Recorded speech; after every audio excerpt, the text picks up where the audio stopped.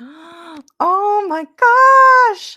Hello, beautiful humans! I'm Kayla, And I'm Ashley. Welcome to your soul. Welcome. a podcast of belonging for humans exploring their deepest heart.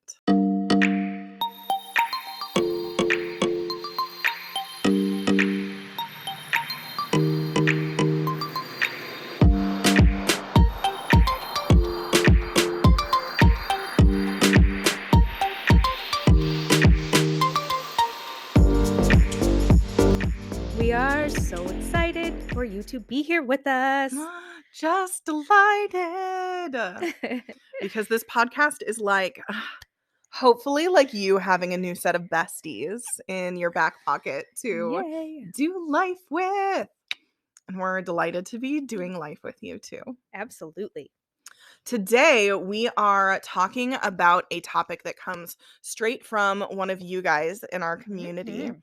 One of our listeners, Tiffany from Nebraska, said that I think what you do is amazing, but sometimes I don't always buy into the whole self-love thing. But that's because I'm coming from a place where my self-love is broken. I know. And that just like, I get it. uh, it hurt my heart, but it's also like so relatable. Absolutely. So we wanted to focus this week's episode on that. Mhm. So we've titled this week's episode, do you want to say it? How do you fix broken self-love? How do you do it? That is what we are exploring today. I also wanted to give out 2 trigger warnings just in case for people listening, if these are sensitive topics. We'll be lightly talking about self-harm and suicidal thoughts. I don't know that we'll like deep dive into those. I just know that they're a part of my history for sure. Mhm. And I just wanted to let people know, in case that if that's not where your head's at today, then I can appreciate that. Yeah, And absolutely. you are, free to take care of yourself and feel safe however is necessary for you, my love. Self-safety. Self-safety is so important. So important. So that is what we are speaking about today, is how do you fix broken self-love? So thank you to Tiffany for giving us that beautiful comment so that we Absolutely. can talk about things that matter to you guys. So Absolutely. And also thank you, Tiffany, for being super vulnerable. That's super important. And I know that sometimes it's not easy being vulnerable and saying those kinds of things. And um, we really, really, really appreciate you. Um, it's so true. I know. Because even though we started a podcast where we're now kind of requiring ourselves to be vulnerable, I totally recognize how hard it is to be vulnerable, because it's hard for us sometimes too. Absolutely. So we're all in this together, you guys. All in this. Oh, maybe I shouldn't sing it. It might be a copyright issue. Oh, Just yeah. kidding. Originals only. Yep. I have it stuck in my head now, so I can't even try to sing because that's all that will come out. I get that. Anyways, moving on. Um, my first thought when you brought up that comment, um, in hearing Tiffany's comment about having broken self-love and relating it back to myself was that, growing up or looking back to my own kind of self was that my self-love didn't feel broken when I was younger. It just didn't feel really like it existed. You know what I mean? It felt like at best I had some self-indifference, and that was at best a lot of the time. Because like your self-love couldn't feel broken if it didn't exist. Yeah, That makes sense. and at worst, there was a lot of, self-hatred or self-loathing. So much self-loathing. Yeah. A lot of I did a lot of things to try was a very much a perfectionist. I worked really, really hard on getting really good grades and doing all the right things and um, not getting in trouble and just trying to please everyone all the time and Mhm. um, making sure I was a good kid. I get that But vibe. yeah, but for what? Like For for who? for who? I thought I was, maybe for my parents, but they were busy and working and just trying to take care of us. And I thought that, looking back on it now, I probably was just doing it for me, but I I I didn't value it. It wasn't giving me Any joy? joy. Yeah, like I wasn't having pride in the things that I was doing. I was having panic at the stress I was putting myself under. I totally relate to that. It's it's interesting because that perfectionist note totally resonates with me. I was Yeah. always known as the smart kid Oh, yeah. or I don't know, the one who was always writing all of the good notes Oh, or yeah. whatever. And I think that where my perspective of self-love really began to deepen and sink in, not like my first forays into self-love, because we'll talk about that in a moment, like what self-love looked like for me at the Mhm. very fucking beginning. Right. um but I think it truly started to make sense, like, in my body and like really sink in when I stopped letting external things Mhm. be what I measured my worth by. Yeah. Like those external things that we are a perfectionist with, or that we wanted to be a good student for, Mhm. or wanted to be like a well-respected teacher or Right, professional. right, Um, when I stopped using those things as the metrics by which I was measuring myself, right. then I started being able to feel more self-worth from just who I was and how I was doing things, not the what I was doing. Right. So, was I doing it with joy? Was I doing it with the Yeah. purpose of trying to, like, pursue peace and create self-safety for myself? Mhm. And that realization didn't happen for me until, like, maybe 2 years ago. Oh, wow. Yeah. I was still really trying to force external things to validate me. Yeah. And, well, I mean, even with this podcast, I've Yeah. been, like, low key stopping myself from looking at how many watches we have on YouTube or how many Oh, yeah? listens we have, because I know how easy it is to slip into that role Yeah. of letting external data or external Mhm. results color how I feel about myself. Well, and especially coming from the teaching world, boy, do they ingrain that in us so hard. Your students must perform. Your students must perform. They must score on the test. They must. They must. They must. Your students must score and then they must score better and then they must score better and they must score better on the next test and the next test Mhm. and the next test because that is a reflection of you and So your worth true. as a teacher. I feel like there's a whole episode on, like, the public education system brewing. In, like, our little Oh. in-between comments, Yes. we'll get salty about America's public education system some other time, but Not today.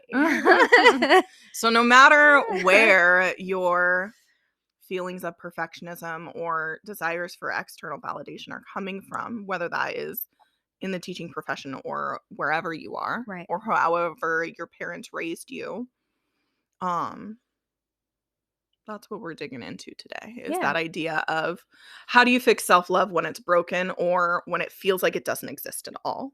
Right. So, oh, Ashley, you've got a bullet point Oh, here. yeah, the other thing that I mentioned was that, that I wanted to bring up. Growing up, I didn't have a lot of examples of women in my life that showed me what self-love was, um, and I got to thinking about this a little bit more since we talked. Um, there's a lot of articles about moms being in the photos, right? Mm. Get in the photos with your kids. Get in the photos with your kids. My mom wasn't in a lot of the photos when I was younger, and I mean, neither were my grandmas or my aunts or I mean, there was just there was a lot of um dialogue about their self-image or their self-worth that was real negative and about how they viewed themselves. And now they they don't talk the same way now Mm-mm. as they did when I was younger. Thank goodness. You know what I mean? Because now Everyone is yes, evolving. everyone is evolving and they have so much more self-worth now than they did then. And I got to thinking, I remember um there was a lot of like a lot of it had to do with weight, right? Like so many things Mhm. do. And I remember at one point in my childhood, my mom had um lost some weight and she was really feeling herself and my aunt took Mhm. some like saucy pictures of my mom. Oh, spicy. Oh yeah, and I was like, "Ew, mom. Gross." And she like put them in frames and like put them in her bedroom and she put some up in the house and I was like, Oh my "Mom, gosh, look at yes, her. right." But at the time, I was like mortified. I was like, "Mom, gross. Put those away." Right? She was not naked. You could not see anything. Mhm. But I was just mortified. And now, Mom, I'm sorry, okay? You were feeling yourself, and I love that for you. I'm proud of you. It's true. Yeah. And I definitely relate to that idea of being raised with the belief that, like, your body has to look a certain way before you're allowed or should feel confident in showing it or celebrating it. Yes. And thank goodness we're moving away from that rhetoric, um, to small or large degrees, depending on what circles you're engaging with that Yeah. narrative. Um, I just think it's nice that even in older generations, like, we're seeing more confidence. Yes. My mom doesn't try and hide from pictures nearly as much as she did Yay. in my childhood, and I am so proud of her for that. Yes. That may also be my sister and I for a while weren't letting her, Yeah. because she would try and, like, pose herself behind us in pictures, and we're like, "Nope, you're in the front row with us." Yep. Like, "Nope, you don't get to hide behind us. Yep. You're out here too with us." Yes. So, it's just so beautiful to, like, watch your mother figure or parental Yes. figure have more confidence and Yes. feel better about themselves in their own bodies and with their own mental health. I think that Mhm. that's so beautiful. For sure. Um, but to your point that you didn't have examples of self-love in the women around you, Mhm. that that can be pretty powerful. The absence of a model to follow can impact you more widely than a negative model, Yeah. perhaps. Um, yeah. Absence speaks, I guess, is what I'm saying. Absolutely. Well, especially when there's an absence in what you have personally in your life and then the only thing really that you do have is media. Right. And growing up as a child in the 90s, the media we did have was real Fat phobic as fuck. real fat phobic, real gross. So gross. Mhm. Low rise jeans and bones. Oh, like the Like hip bone. hip bones. Yeah. I no shade to low-rise jeans because I know they're back and people are into that, And so no if you shade love that, like, and no shade to people who are real skinny. Like no shade to you either. I am not built like that. there are many body types, and I'm glad that things are starting to turn a corner here with more Mhm. representation of different sizes Yeah. and shapes and colors Yeah. and identities. I It think that that's really beautiful. yeah. It was real challenging for me when I was younger because my sister was built. My sister is 6 years older than me, and she's built very different than I am. Oh. She is very, very thin, Mhm. um, and she was taller than me. I mean, always.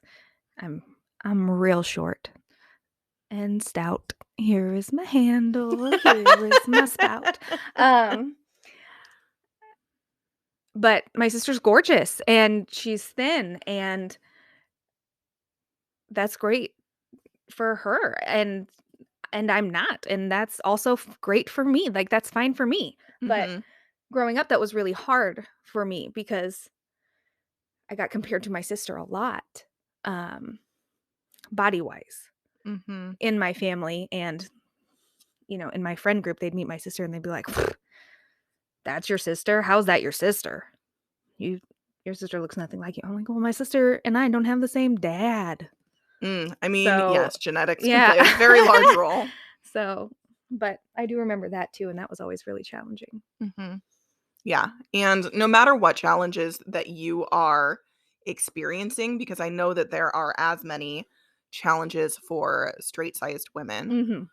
whatever challenges that you are experiencing or feelings, big feelings that you have about yourself and your body, like those are all welcome here. Absolutely. We happen to be two bigger sized bodied people talking on this Mhm. podcast. Um but that's not at all excluding anyone else's truth or story here, because self-love is for everyone. Absolutely. And the absence of self-love, or feeling like your self-love is broken or, yeah, absent, like I said, Yeah. or like Ashley said, like that's impactful no matter who you are. Mhm. And we are here to talk about fixing it for everyone. Yeah. Let me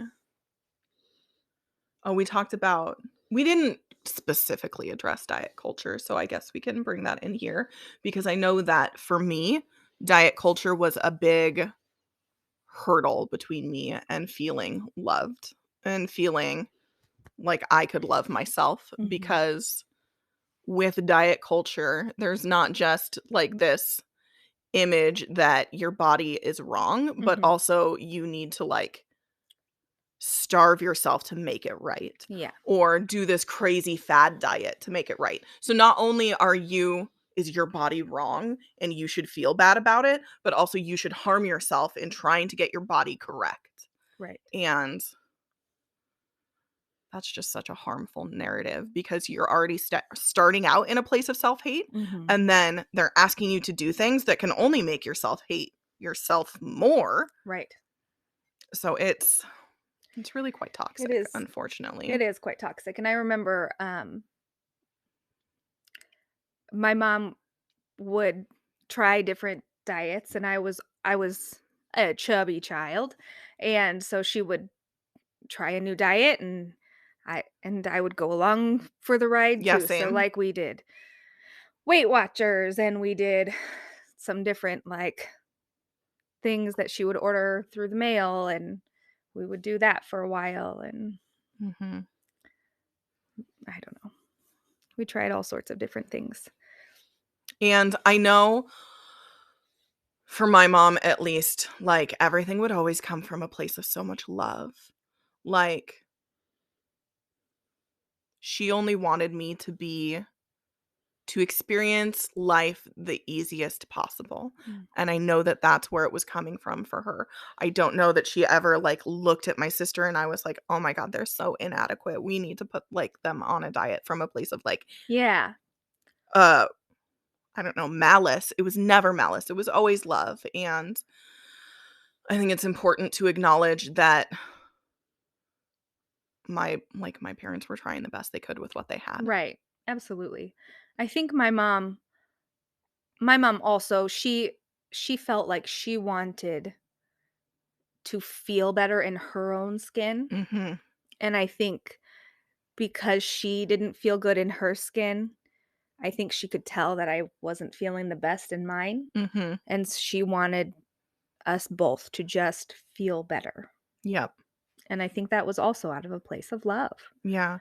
So childhood trauma can come from loving parents, right? Like Absolutely, it can absolutely. It can come from places of love, and you can still love that your parents tried and dislike how that turned out for you and Right. the impact that it's having on your life now. Like, all Yes. of those perspectives are valid. Yeah. That's part of the holding duality for Yeah. yourself, is being able to acknowledge that you want to change things now, and also wanting to, like, honor that your parents were doing the best that they can. Yeah. Um, I'm saying that from the perspective of, I know my parents were doing the best that they can. I know other people have had other experiences, so For yeah, sure. honoring everyone's truths here. Mhm. So, oh, I have distorted camera angles as Oh, a bullet point. yes. I'm gonna drink some water quick though before I do that. You mean like this? Mhm. What? Or like The go up to go down. Yeah. the duck face? Oh, I was never real I into duck know, I face. couldn't do it either. But my camera. You wanna My sister and I were taking selfies before, like, forward-facing cameras were a thing, Oh, like, back yeah. in college on Yeah. our digital camera. Oh, yeah. And we would always do the, like, go up and, like, to, like, get rid of the double chin Oh, effect yeah. or whatever. Um, or sometimes just to get my sister's shoes in the photo, which, I Oh, mean, always yeah. mattered to Oh, her. yeah, for sure. Peep the fit, Yes.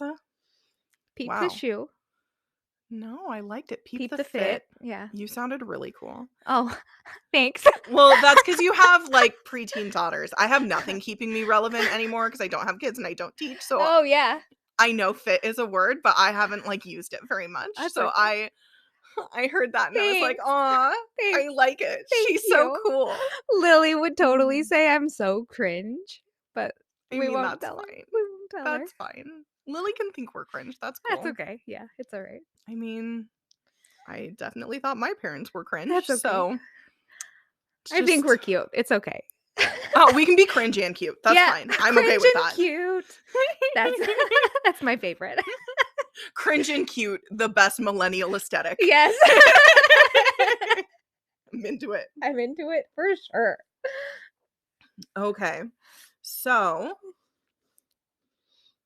oh, I wrote down a little bullet point that says self-love felt like something I should have been able to do but couldn't achieve. Oh, yeah. Because, like, I would always hear about self-love and self-care, and I'm like, what the fuck is wrong with me? Because Yeah. I don't, like, I can give myself a manicure and that's nice and all, but, like, that's not really helping the, The inside. yeah. And a lot of it I know stemmed from giving my power away to other people. Yeah. Um, like in middle and high school, I was very much a go with the crowd, do whatever I could to, like, chameleon myself into a group to fit Mhm. however I could. Like, or however my parents could afford to keep me. I was always Mm. sad that I didn't get the cool 8th grade silver backpack purse Oh. to fit in. I really wanted to fit in and have the silver backpack purse, but my mom wouldn't buy it for me. Oh, It that's was interesting. so I was really trying to buy self-love by, like, attracting other people's Okay. love and not really realizing that I can create that for myself. No one taught Yeah. me. No one no one explicitly teaches how to love yourself So you often enough. so you went in trying to blend in. Mhm. I fully went the other way. Oh, did you? Oh, yeah, I fully went the other way. You were like, "Fuck it, I'm gonna stick out." I was weird ass quirky girl. I wore like 2 big ass men's watches on one hand Oh, and I like love that. 1,000 bracelets on another hand and like bright weird colors, I would have admired the hell out of you. and I was just weird. I love that. And like people were like, "You're weird." And I was like, "Thanks." Mhm. I was always friends with those people. Um, I mean, I did my own version of weird, which was, too much silver glitter eyeshadow. Oh yeah, I absolutely did that. For sure.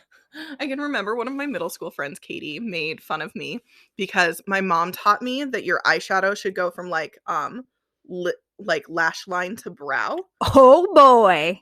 which when you're doing a very neutral shade, great, love that. I did it with glitter silver. Beautiful. And Katie was like, why? Like, you're not supposed to do your makeup like that. And I was mortified because I thought I looked hella cool. I thought I looked so fucking cool. So I think that we should have one of our somebody comment this in so that Kayla says yes. Uh, that we should have like middle school dress up podcast day.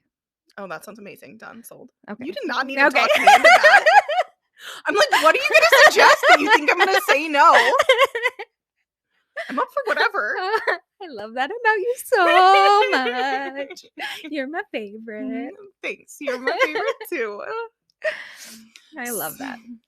Yeah, I I'm love into that. Okay. But also comment if you're into that. Yeah. Because she and I could just do that as like a slumber party on our own. Yeah. If you're not if along you're for not the journey. if you're not into it, then we'll just do it on our own. Yeah, so drop a comment on whether or not you're into that. You could dress up while you listen. And send us pictures. That would be really cute. I would love that so much. Samesies. If you want to send us pictures, our email address is open. That's where you can send stories, pictures, and like vibe with us. It's yoursoulwelcome@gmail.com. So the title of the podcast at gmail.com. We would love to hear from you. We would super love to hear from you. So you can email us or drop comments, whatever feels good to you. I just don't think you can comment pictures on like YouTube or podcast platforms. So yeah, so email them to us. Email us nice pictures. If you're a creepo listening to this, first of all, I love you, welcome. And please don't send us weird pictures of your body parts that we don't want to see. Yeah. Like, I support you in your self-love journey. And also, send us nice pictures. Nice pictures. Full of glitter. Non-nude pictures. Yeah, does that cover it, do we think? Yeah. Well, I just realized that we were asking for pictures and I wanted to specify what we were manifesting here. Yes, for sure. Yeah. Maybe that's because I'm a creepo. Well, that or you've been sent creepo pictures and you just don't want them. I don't want them. Yeah, we don't want them. But we do want cute pictures, so send us those. Also, pets. Pictures of pets. Ooh, I'm into that. Okay. Anyway, sorry. Let's see. Let's look at our notes again. Oh, my next bullet point says, but at some point. Oh, what? No, I just read it. Oh, sorry. Pre-reactive. Yep. At some point, I couldn't continue to live life that way because I was in such a dark place. And live life that way, meaning that self-love was unachievable, that I was always dogging myself and in self-hate spirals, because where that led me was down a path to that dark place where we do talk about self-harm and suicidal thoughts, because having given my power away in middle school and high school to what other people thought of me, I was in prime position to get scooped up into a very abusive relationship, and even more like torn from my sense of self, of who I could be and who I desired to be.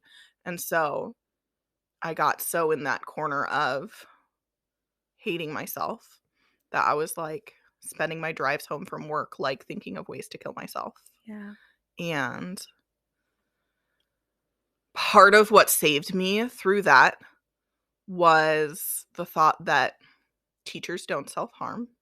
That's part of how I got myself to stop self-harming, was when I became a teacher. I was like, you're taking on bigger responsibilities here. Teachers don't self-harm, which I know is a lie. Like I made it a lie a few times myself. I know that there are other teachers out there with like mental health experiences that are very dark and very traumatizing. But I lied to myself by saying that, like, that was not an option for Right. me, and I think when I started refusing to engage in that behavior, my thoughts started to get a little meaner Mhm. because I wasn't allowing myself, like, an external action, Mhm. and then I hit the point with my thoughts where I was like, "Okay, well, these fucking thoughts are no longer an option because Right. if I follow through on them, like, my parents are gonna have to find my dead body somewhere." Right. Okay, I'm really glad I gave a trigger warning because I am Yeah. getting really dark Yeah. here. Yeah. Sorry, you guys, glad I gave the Yep. warning. Um, and then when I was in a relationship with my husband, I was like, it's not fair for me to make my husband find my dead body." Yeah. I was like I had a whole plan. I don't need to repeat it here, but anyway, the thoughts were so dark that I was like, "This has to stop, Yeah. like, something has to give, otherwise it's gonna be me." Yeah. And that's when I started trying to figure out how to get my house in order, Mm. right? Like, how to get my self-love better, and my solutions at the very beginning were mostly found on, like, cute inspirational posts on Tumblr Yeah. of people being like, "Keep going, you're needed here." Yeah. Um, a lot of the messages that, like, the artist The Latest Kate, which I Yeah. know you love, puts out Love. currently, Yeah. like, those would have spoken to me very much back then, Yeah. um, because my days were dark, and I know The Latest Kate, like, not sponsored, I just love The Latest Kate, she does a really good job of being like, "You're needed here, you are Yeah. valid, like, I know today feels like a dark day, and also you've gotten through all of your dark days before now, you can get Yep. through this one too." Yep. And so that's where my journey really started, was on the, Yeah. late night 3 a.m. Tumblr scrolls Yep. of trying to find other people who felt like I did. Absolutely. And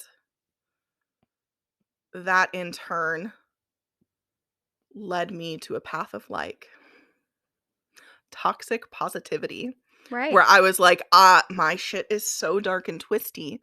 I must only focus on the positive." And I recognize now in retrospect that that Mhm. was, like, bypassing, right? Like, I was bypassing all of my thoughts to focus on only positive things, which at the time felt like a lifeline, Mhm. because if I could ignore all of the bad, then I could focus on the good and highlight that and feel good. Mhm. And then once I got good at teaching myself how to feel good with, Mhm. like,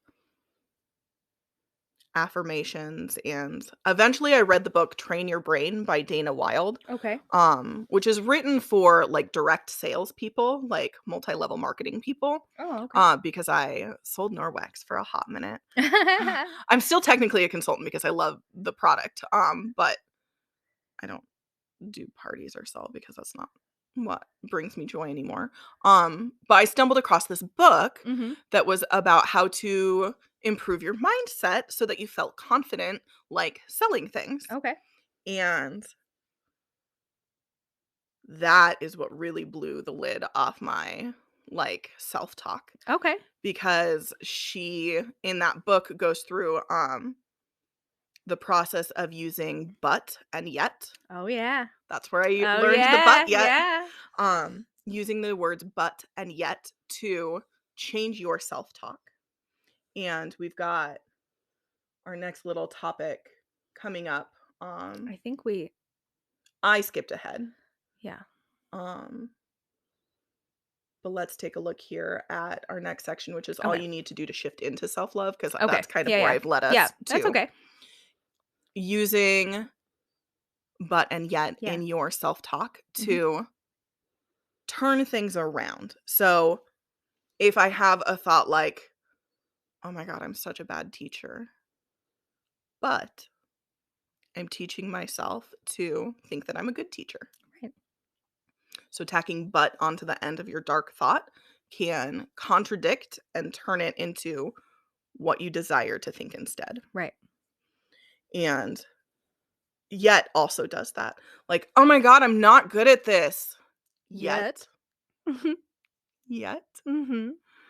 So those were really the 2 things that, like, got me to stop bypassing my dark stuff Mhm. and to acknowledge, like, yes, that's a thought, and then we're gonna turn it into this one instead. Right. And that was really helpful. Yeah. So helpful. Um, is there anything you wanna speak on, Ashley, before we dive into these bullet points here? No. Okay. Well, then let's jump into our little bullet points for all you need to shift your self-love. Yes. Um, Let's do it. because the very first one that I wanted to speak to is the idea of suspending your disbelief. Yeah. Because when you've been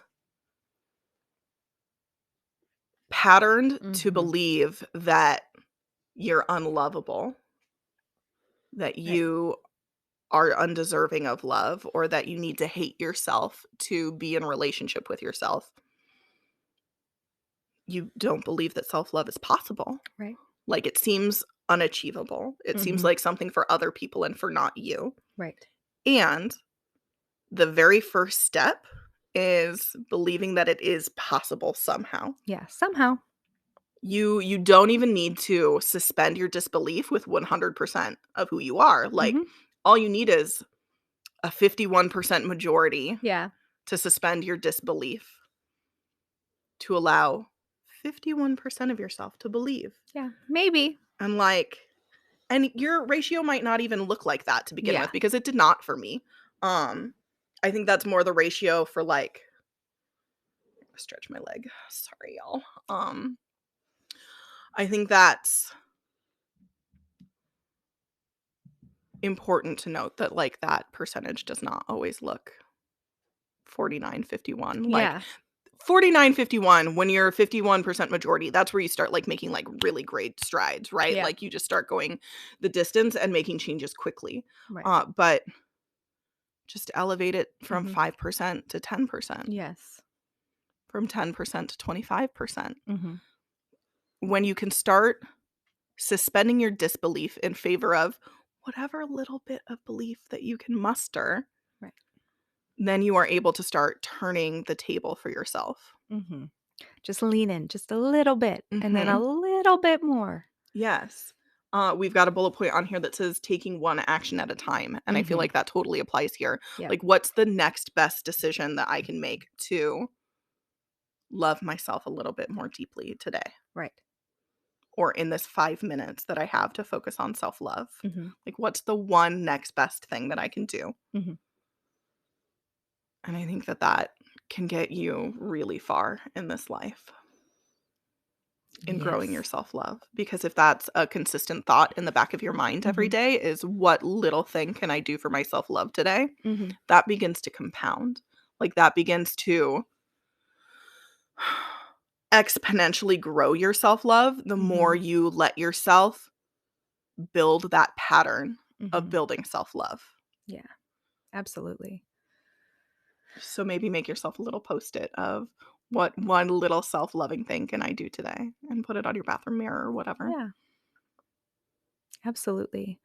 I put a bullet point on here that kind of links back into my journey in therapy. I went through dialectical behavior therapy, DBT, and I am no expert on DBT. Um, It's true. We are not medical we are not professionals medical here. professionals.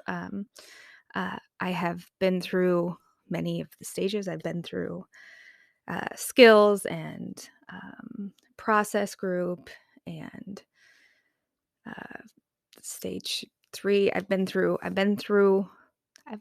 all that is offered in the area. I've been through them all. um, and I'm on the other side living my life now.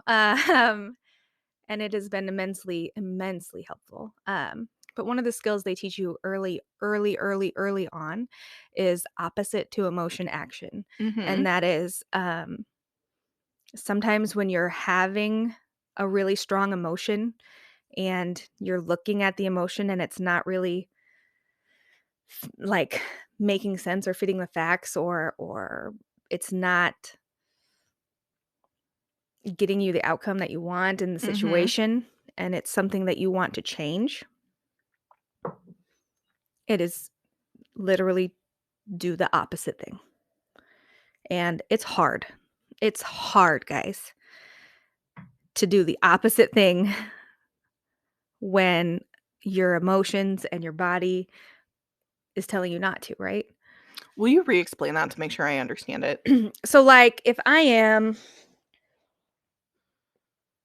um for this is just a super for example, not related to the Yeah. self-love thing, okay? Okay. So if I come home and my son has left his snow boots because it has snowed beautifully, so much beautiful, beautiful, magical snow. And he's left his snow boots Mhm. covered in snow right inside the door, not on a rug, just right inside the door on the hardwood floor. And all of the snow is melting and making a big old puddle, Mhm. and it's making a big mess. And I come in and I am frustrated. I'm angry. There's going to be a big mess on my floor, Mhm. and he's nowhere to be found. And I am angry. Mhm. And I holler for him and he's not coming, right?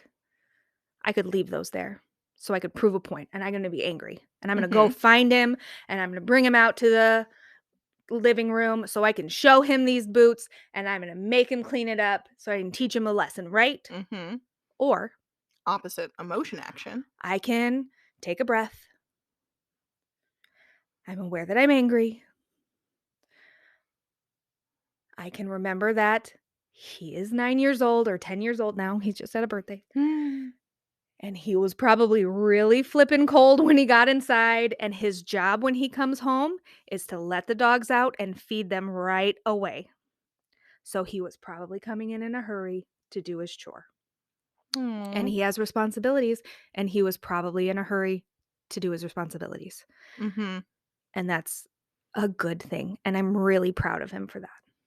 So, So your I'm action my then. action then is to take care of his boots and to wipe up the floor and put him over there. And later on, when I'm calm, I'm just going to say, "Hey, buddy, next time you come in, try to put your boots on the mat so they Mhm. don't make a big pile on the floor or big pile of water on the floor." So I can be real gentle with him, get the point across, hope for better next time instead of releasing all my anger all over the place. Ooh, I love that. So I it's just a real pause. So like in regard to self-love, if I am in a real hating on myself kind of place, Mhm. I can Choose put the opposite yeah, emotion. I can put on a shirt that doesn't fit right, that maybe makes me feel not so beautiful, right? And I can look at myself in the mirror and know that I'm going out tonight and I don't feel like I look very good. Mhm. And I can get real down on myself and go and be uncomfortable, Mhm. or I can take that shirt off, put on a shirt I'm comfy in, Mhm. And take that opposite emotion and take that action. opposite emotion to action and be comfy and feel much better about myself Choosing a and piece of clothing that feels like loving for yeah, feels you. loving and comforting and make a better choice for me instead of going and trying to, you know what I mean, force myself out of my comfort zone or whatever. Mhm. I'd rather be in my comfort zone. Totally. In comfort, feeling good about myself Mhm. and then go out and have a good time. Yeah. I think that's beautiful. That's part of a lot of the teaching I feel like I do with Mhm. self-love and talking about duality and, Mhm. like, multiple things getting to be true at one time, Yeah. because that sounds like, you can have these self-hating thoughts. No Right. one's saying that that's not true. Right, right. Like, your thoughts and your feelings of self-hate Mhm. are valid. Right. Like, those are true things that human beings feel, Mhm. and no one's saying to ignore them. Right. We're just saying, and also, Yeah. here is the opposite of that emotion. Where can you find love for yourself? Yeah. Or how can you take a loving action Right. to help yourself feel the love if Yeah. you can't get there just on your own? Right. That's a really beautiful Yeah. theory to learn about. Thank you for Yeah. sharing that. Absolutely. Because I hadn't heard it phrased quite like that Yeah. before. I'd only heard it phrased as like the hippie spiritual like duality Yeah. in Right. life. Yeah.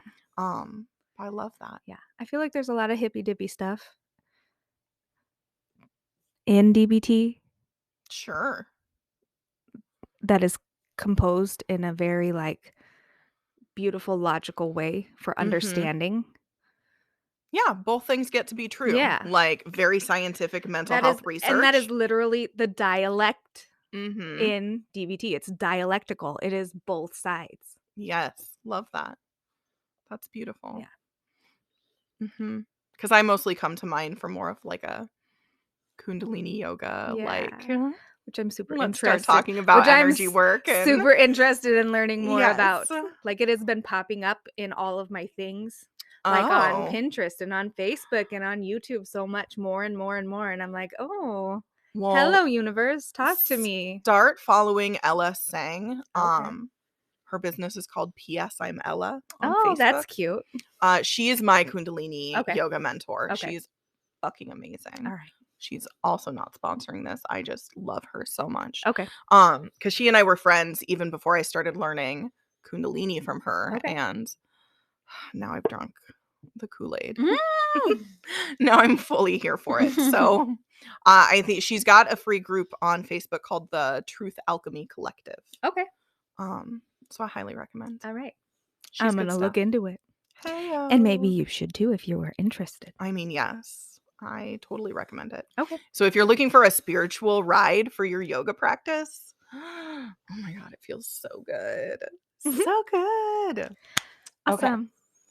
Next thing I wanted to talk about was another thing that you can do to jumpstart your self-love if you're Mhm. feeling like you're in a place where it's broken, Mhm. which is modeling other people's behavior. Mhm. And we talked about this a little bit last episode when I mentioned that like putting stickers on myself Yeah. metaphor. Um like you're essentially just looking around you at people who are doing self-love well. Right. Who are the people that you admire how they love on themselves or how Mhm. they care for themselves? And what specifically are they doing strategy wise to get Right. themselves there? Mhm. So, like, everyone has a deep and intimate story. So, if there's someone that you know that Mhm. you can take out for coffee to ask them how they Right. got from A to B, Mhm. then you can model that behavior Right. and also do that thing. Absolutely. Because there's a really big difference between modeling and like the fake it till you make it idea. Yes, absolutely. Because fake it till you make it automatically sets you up for some level of non-success Right. because you're calling it fake. Right. You're automatically like alienating yourself from Mhm. the ideal that that could be yours. It could belong to you. And you're saying that I'm not good enough to even display this behavior. I have to fake displaying Right. it. And this is where I get to be like such a big nerd about neurolinguistic programming Okay. because the linguistics that you use with your own brain Mhm. matter so much. Okay. So, fake it till you make it sets you up for failure, Okay. which, if you go to like original Braveheart open mind blogs, if you go back in the archives, I definitely wrote a blog Past post. oh, past blog post. Yeah, that one. About faking it till you make it. And I have learned to change my perspective on that Okay. because modeling is so much more of a achievable and positive way to look at learning how to love yourself. Because modeling only asks you to observe a behavior that you enjoy someone else displaying Mhm. and then asking yourself, how can I display that? Okay. And then doing the best that you can to do that. Yeah. And like, you can learn any skill with modeling. Yeah. it might not feel comfortable at first, but when you first pick up like oil pastels, you might not be amazing at it at Yeah. first. When you first start learning how to like play the violin or I don't know, get into roller derby, Yeah. whatever new habit or practice, you're not always the best at it at first, and that feeling can be uncomfortable. Right. And then you can model those like compassionate self-talk techniques of but and yet Yeah. when you're modeling like I'm so bad at this, but I'm learning to be better and better every day. Mhm. So when you pick those behaviors to model whatever it is, maybe it's someone you really admire who like meditates every morning and you admire that behavior. Then when you sit down to meditate and you're like, ugh, I'm no good at this, Yeah. but I'm enjoying this practice or I am engaging in this practice to become better. Right. Or I suck at meditation, but I'm learning to do it better. I was trying to do a yet example, but I just did another but one. Um, or I'm no good at meditation yet. That was not my most stunning example. Sorry, y'all.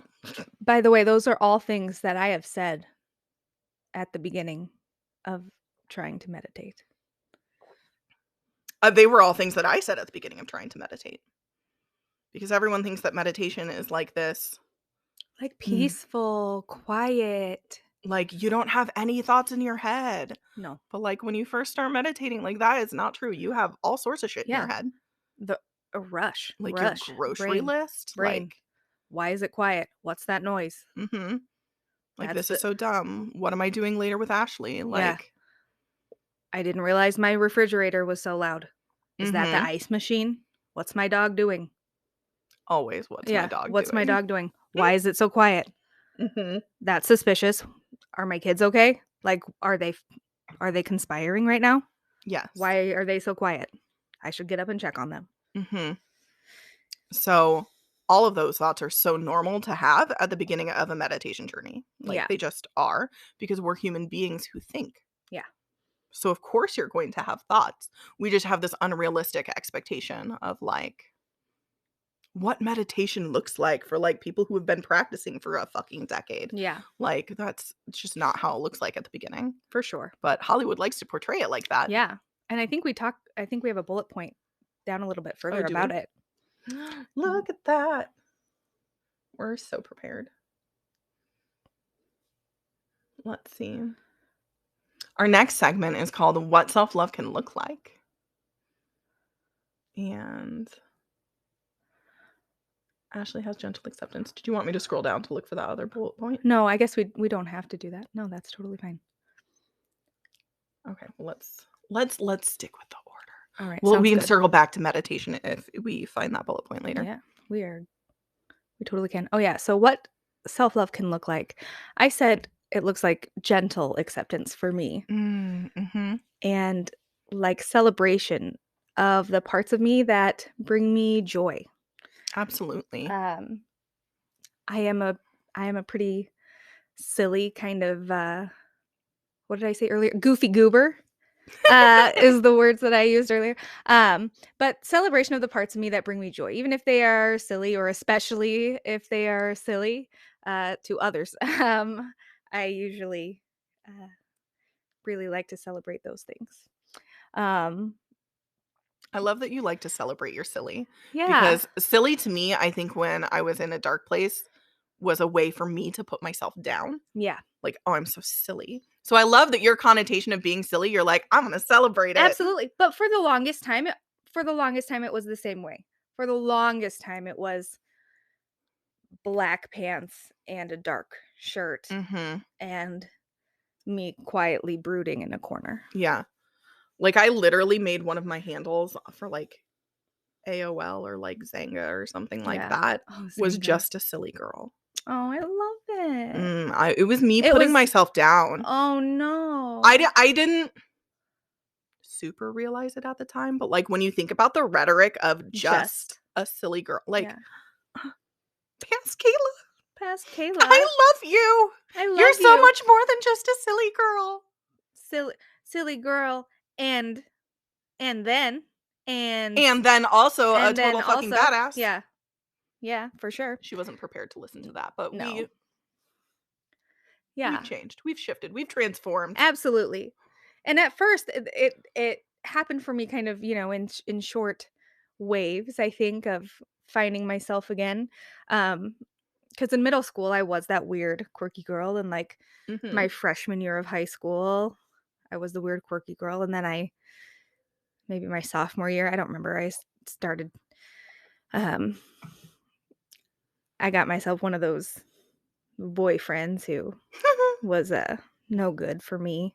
Oh, that's right. You told me about Yeah, him. it was not a good situation at all. Didn't you say that you kept dating him so that he wouldn't date any of your friends because you knew how big of a jerk he was? Yeah, so I had a lot of my friends were also interested in Mhm. him at the same time, and, like, but it turns out he was really, emotionally and also physically abusive. Mhm.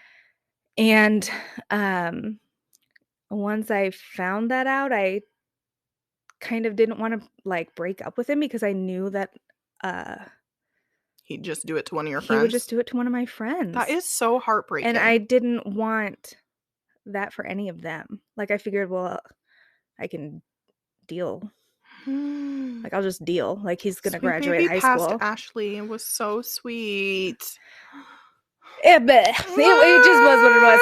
Anyway, so, like, that's kind of when I started, like, turning in on myself Mhm. and started, like, muted colors and started really getting into my emo phase, right? Mhm. Um, and then I went to college, and then I basically went from college to marriage, and, um, then got divorced and started finding myself again, and started wearing, bright colors and Hot pink roses. yes, absolutely. I feel like this is dark for me, actually. This is like one of the That is one of the my darker darker things things. I've seen you But in. I'm wearing bright green pants. Heyo. So there is that.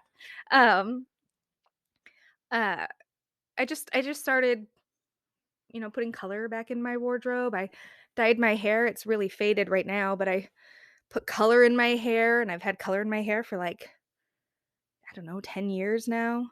And Oh, I I I just love keep that. redoing it. I just slowly kind of Celebrated sell parts of yeah. yourself Yeah. Yeah. that you had hidden in darkness. Yep. Come into the light. Ah. Come into the light. You deserve to be here. Thank you. Hmm. I'm Okay. happy. I'm so much happier with all of my bright, crazy clothes and my Mhm. colored hair, And even though you're my dad does not like my hair. well, Dads do. Dads dads have dads be like opinions. that. Dads Dads be be like like that. that. Dads do be like that. Yeah. Sometimes. Okay. So then I put what love can look like for me. Self-like self-like. I mean, self-like is also a thing, Yeah. but self-love looks like a radical commitment to loving all parts of me, even the ones that I'm very tempted to dislike, hate, push away, or avoid. And that's what self-love looks like Yes. to me right now. Yeah. So I spent so long avoiding feeling anger because when I was a kid, anytime I was angry, like, I would have to, like, go to timeout or, like, be alone Mhm. somehow, and so it taught me to try and ignore my anger, Right. which really only makes it bottle up and explode, and then I would get into more trouble, and Right. little kid Kayla did not know how to grapple with that. Yeah. So even as an adult, I'm really tempted to ignore my anger or Mhm. ignore my sadness because no one wants to feel sad. Yeah, but we all do. But we all so do. So even those emotions that I'm really tempted to ignore, I've started actively choosing to engage with them Good. and actively giving myself space to feel them. Good. For example, like if I get sad after hanging out with my dad who suffered a traumatic brain injury from a stroke 7 years Yeah. ago, sometimes I'll be sad Yeah. and I wouldn't let myself feel it. I would just tuck it away. But now that I'm letting myself feel through things, like Mhm. I'll just drive to the park right next to my house and sit in my car and cry before I go Yeah. home and give myself time to process, time to be with myself, Yeah. where I feel like I'm not bringing it home to my husband. Yeah. Or, like, maybe if you're listening, if you don't wanna, like, bring it home to your kids or whatever, it can be so nice to just pull over for 5 to 10 minutes and Yeah. be with yourself. Let yourself feel through it, Mhm. and then go home Yeah. and be the strong person. Right. 'Cause I feel like I definitely have boxed myself in the past in that narrative of, like, being strong for other people. Right. Um, I think especially when my dad had his stroke because my mom definitely needed my sister and I to be Right. strong for her, and strong is all well and good until it is leading you to, like, bottle things up. So, Right.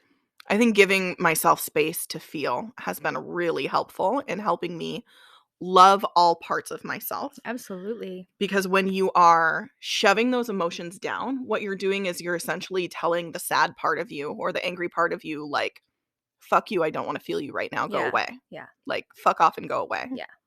And that can only contribute to self-hate when Yeah. you are telling parts of yourself to, like, "Not right now."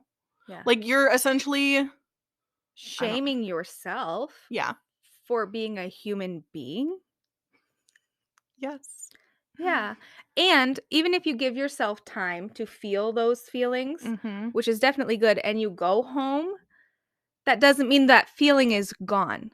Oh, yeah, it can totally circle back around. Right. It just Gives you time to process some of those mhm. really raw feelings, Mhm. which is important to really sit there and feel those. What's super important about it is that, like, physiologically, we as humans have a need in our body to process our emotions. There's I forget her name. There's this psychologist who talks a lot about the idea that emotions are only supposed to last 90 seconds Oh, wow. from a purely physiological standpoint. For your body, emotions are only supposed to last 90 seconds. Wow. When we start telling ourselves stories about those emotions, when Yeah. you add in the, like, the mental part and the, Yeah. like, relationship part that humans have together, that's when emotions start, like, extending themselves. Mhm. But if you allow your body that pure 90 seconds of feeling, Mhm.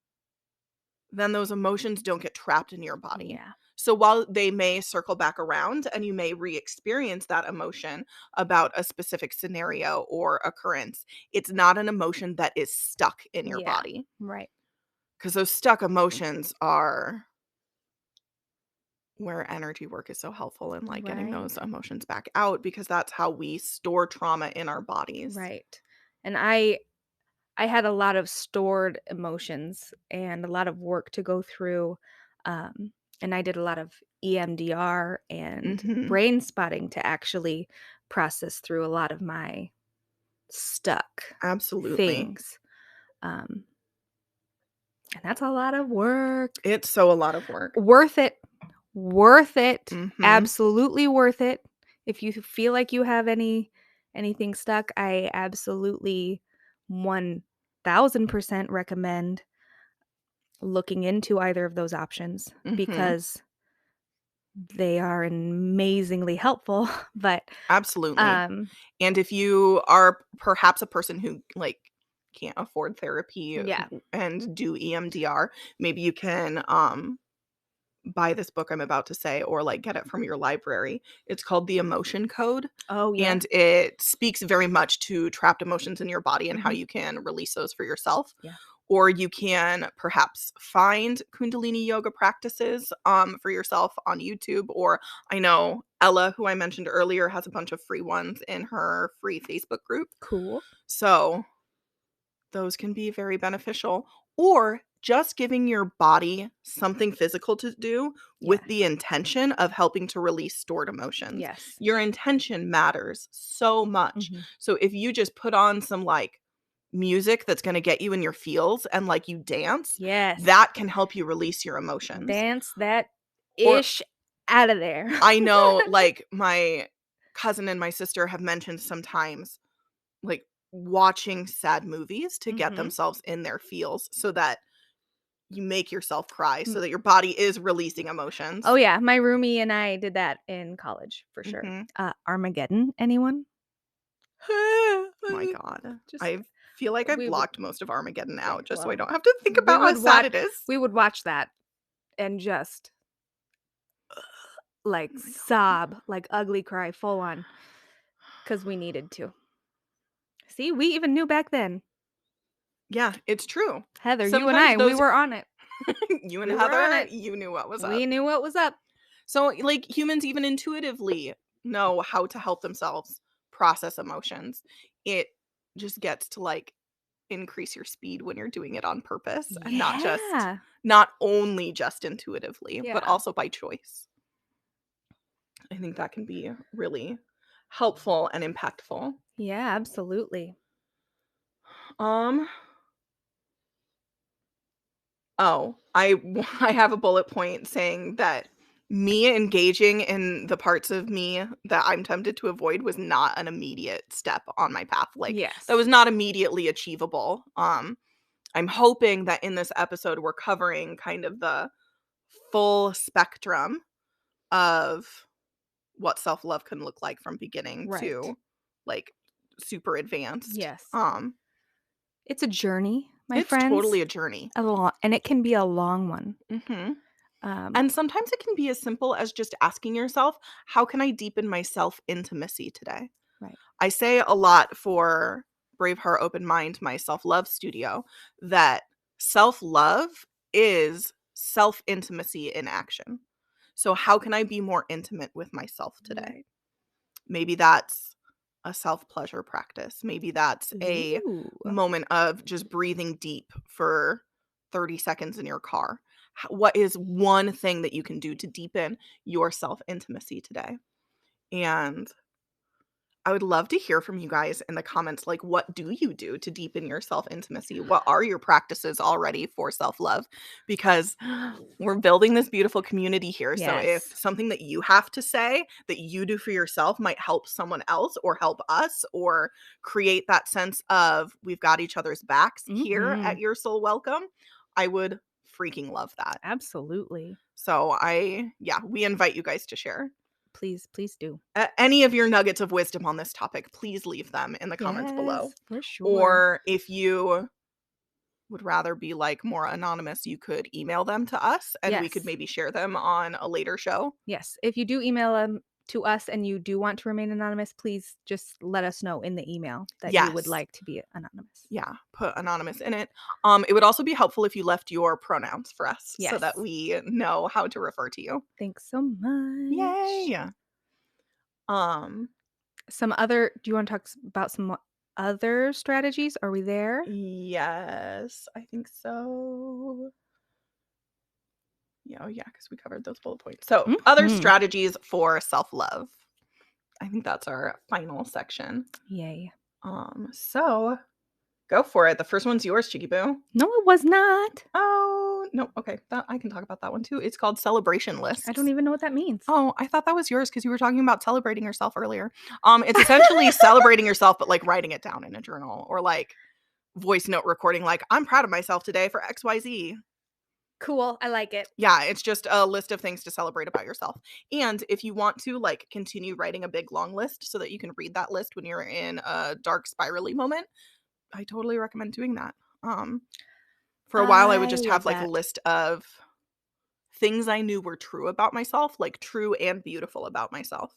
And I would just like read that list and be like, yes. Mhm. There is a thing that is out there that I've seen a lot, like these awesome I've seen a lot of awesome like adulting stickers or like a you did Mhm. it stickers. Yeah. I think I might make some like blank Ooh, celebration I like that. stickers that you can like make your own. I'm into it. So like you can color them and like write what you're celebrating for yourself on them. That's so cute. I'm I gonna do love that. that. I think I'm gonna do that. What a good idea. Keep I'm an into eye it. keep an eye out on fableddesignsbyashley.com, which is a real thing now because my website is legit. I know. I'm so excited for you. She like just got it launched and it's super exciting. Self-plug. I mean, it is your podcast, so here's the place to do it. Yeah. It's not like I haven't mentioned Braveheart Open Mind like thrice probably this episode. It's okay. I think that's just a hazard of being an entrepreneur who freaking loves what you do. Yes, absolutely. Just loves. Like, the plugs just come because you're Yeah. so excited about Yes. it. That and like all of the things that I feel like we're doing like continue to inspire It's true. It's very the cyclical. other things that we're doing. So, Yes. which is amazing. Creating collective community. Whoop, whoop. The next thing I put is journaling gratitude for self. So like doing gratitude journaling, but about you. So yes, Love that. please be grateful for like all the things in your life, and also from a self-love perspective, talking about what you're grateful for yourself. Like, you might say, I'm grateful that I'm such a supportive mom to my kids. I might say something like, I'm grateful that I choose to love my husband every single day, no matter what goes on in our lives. Like, I'm grateful that that is a choice that I am making for our lives together. Absolutely. I think that's beautiful. For And sure. like, I'm grateful that I do things like make myself tea and put myself into bed for a nap or a meditation session, whichever one happens when I close my eyes. Yeah. I'm grateful that I do those things for myself. Yes, absolutely. Along with that, journaling gratitude for self, I do gratitude art journaling. Yes, you are doing that. With a lovely group of people on Monday nights at my lovely friend Lua's art studio in Papillion. Love that. And it is like the best way to start a week on a Monday night. Like, now I'm looking forward to Mondays. What is that? I love Best that. idea ever. And this week, I was journaling and I was gratitude for self. It was what I drew like some bricks. The thing I was focusing on was like I am the architect of my life, right? Oh, I love that. And yes, you so are. I did some bricks and these little twirly, like beautiful little globe like things. And it was wonderful. So even if you're not into the journaling and just writing things, you can always make it some art. For sure. Or I always like just saying things out loud to myself too, because sometimes it helps to hear them. Yes, for sure. So do some sort of gratitude practice that works for you and how you enjoy processing information. For sure, Z's. Love it. Maybe that's just getting together with a friend and like you each holding each other accountable for what you're grateful for yourselves. Yeah. And maybe so cute, like what you're grateful for in the other person. That could be so cute too. I mean, that's more of like an external validation than like an internal one, but still a really beautiful practice. Yeah. Love that. Yeah. We also have singing and dancing parties. I constantly make little playlists for myself on Spotify, and I just do like, I call it wild embodiment dancing because I'm just in my body doing whatever the F comes to mind. Like, just letting my body move me instead of me moving my body. Yeah. So I'm not so much thinking about like cool choreography that I want to try. I'm just like dancing like a total weirdo. I love that. I call myself that Kermit the Frog dancing gif, like the slow one where he's just like slowly waving his like skinny noodle arms. If you've seen the gif, you know what I'm talking about. And that's basically me. Yeah. I love that. Absolutely. Oh, we wrote down a bunch of like music that we listen to that gets us in the self-love mood. Yeah. Lizzo, For sure. obviously. Obviously. For sure. And then I also listen to groups like Beautiful Chorus or DJ Taz Rashid. I've got Maria Stark, Fia, Alexa Sunshine Rose, Equanimous, and a lot of Pink's newer songs are very Yeah. like badass and Yes, bold for and like sure. self-emboldening. Absolutely. So my music choice is quirky AF, and it's constantly changing. A few staples though are Harry Styles, Frank Sinatra, of course. I like a lot of old school music. I like A Fine Frenzy a lot. Mhm. It's just beautiful. And I listen to like a lot of chill hop, Lo-fi. lo-fi. Yeah, just kind of like Boppin'. bopping. Yeah. Mhm. Cozy coffee house, like Yeah. YouTube Yeah. videos. Yes, Yeah. for sure. Mhm. So anything that puts you in a good mood that's vibing for you, do that thing. Choose that thing for Yeah. you. Maybe that's your answer when you ask yourself, what is one way I can deepen my self-intimacy today? And then our last bullet point as a suggestion for how you can be engaging in self-love circles back to that compassionate self-talk idea. Yes. So we talked about but and yet already to help you be in a relationship with your thoughts in a way that is more compassionate. What we didn't talk about is how do you listen to your thoughts first? Yeah. Because that's the first step. Before being able to use but and yet, you have to train yourself to not just be your thoughts, but to be the observer of Right. your thoughts. Yes. How can you take yourself like one step removed Mhm. so that you are not just thinking the thoughts, but you're thinking about how those thoughts are showing up in your head. Right. You're looking at them, you're observing them. Mhm. Ashley said that you have a good metaphor for this that you learned in therapy. Yes, that I am riding on the train. I am sitting in the comfy little train, and my thoughts are all on the outside, right? My thoughts are the beautiful countryside.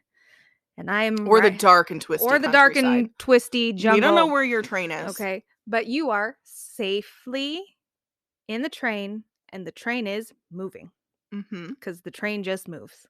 And your thoughts are on the outside of the train. And the train's moving and you're looking out there. And oh, look, there's the dog making the noise. What's that thought? Oh, that is the thought that I forgot to buy my mom a birthday present. Oh, I'm the worst daughter ever. But oh, look, oh, here comes the next one. And it's whatever the next one is. Mm-hmm. And it's just, you're just seeing it and it's moving. And you're Yep. seeing the next one and here it comes and there it goes. And the next one, here it comes and there it goes. And you're just riding the train. You're just looking at what your true thoughts are. Yeah. Um, You're not getting out of the train to dwell or go investigate any of these things. You're not necessarily judging the thoughts. Yeah. You're just observing what is true. Right. And then when you get used to being that observer of your thoughts, then when you hear that, you hear yourself say that thought of, I'm the worst daughter ever. Right. You can then deploy your but and your yet, however it fits. Like, but I'm learning to not say things like that to myself anymore. Yeah. I'm learning to say nicer things like, I am a daughter who is growing. Right. Or I am a daughter who's doing the best that she can. Yep. So you can, deploy those techniques we talked about once you learn to be that sweet observer of your thoughts or that neutral observer. The thought train also helped me a ton when I started meditating too, because I would get stuck on all of the thoughts that were coming in.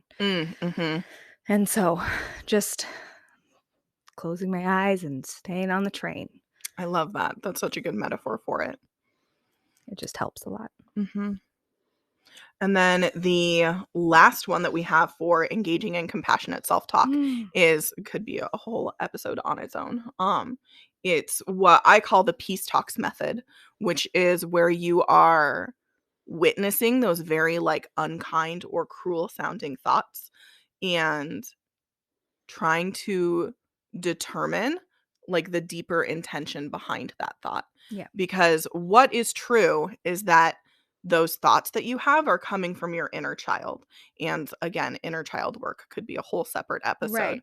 So you can know that it's true that those thoughts are coming from your inner child. And so then you're just essentially asking yourself, like, what is my inner child trying to tell me here? What is her highest intention for Right. me or most loving intention for me? And if you want to know more about that technique, the Peace Talks method, I've got videos about it over on my Braveheart Open Mind channel that you can go and listen to. I've got one that talks about like how to engage with your fear in a way that is compassionate and loving, how to engage in your with your imposter syndrome in a way that is compassionate and loving. And it's more of like an advanced one. It is one that asks you to talk to your like deep dark shadow thoughts, like you're a fucking hideous cow person or you're the laziest amoeba who never does anything right. Those are my kind of thoughts that I used to have quite a lot. But not so much anymore because Yes. you've had the peace talks with those. The Yes. peace talks method is super duper helpful. So I really suggest you go to check those out. Yeah? Yeah, I think it is super helpful. That's good. I mean, I knew that you knew that what it was. I didn't know if you were, like, using it on the regular or not. No, I think it is super duper helpful. Because it's essentially just teaching you think about it, like, as, like, high stakes political negotiation, right? Like, 2 people can't agree to a treaty, they can't agree to a ceasefire until they understand each other Right. and can agree on something. And Right. so the peace talks method essentially asks you to find some sort of agreement between the you that hates that thought you just thunk Thunk. between the you that, like, hates that thought that you just thought. Yep, there it is. The problem is that thunk is just a better word. It really is. I like thunk. And the you, the inner child you that somehow originated this cruel thought. Mhm. Like, it's finding common ground between you and your inner 4-year-old or your inner 7-year-old. And there's so much peace to be found there. Just like there is peace to be found in creating a treaty between countries Yeah. or agreeing to a ceasefire. Like, there is so much peace that can grow and so much self-love that can grow from that peace. So, if you are into it, go watch those other videos. I highly recommend it. Not just because they're videos that I made, but because it's fucking life-changing as a practice. I did not make the videos, and I also highly recommend them.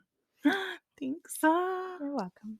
So that is what we have for you today, you guys, on Yes. the idea of how can you fix your broken self-love? Yes. Or how can you begin to imagine fixing self-love that feels like it doesn't exist yet? Yes. So I hope that has been so beneficial for you guys. Please comment Yes. anything that you have on how do you fix your broken self-love that might help someone else. Mhm. And my voice is going to go, so I'm going to take a drink real quick. Yes. I cannot wait to hear your thoughts or any commentary or questions or any of those beautiful little nuggets of wisdom. I'm Nuggets here of for them. wisdom and love. Yes. I love it. Okay, I will let you close things out because my voice is being weird and I don't want to have a All cough right. attack. Well, thank you for joining us. And we hope to see you back next week.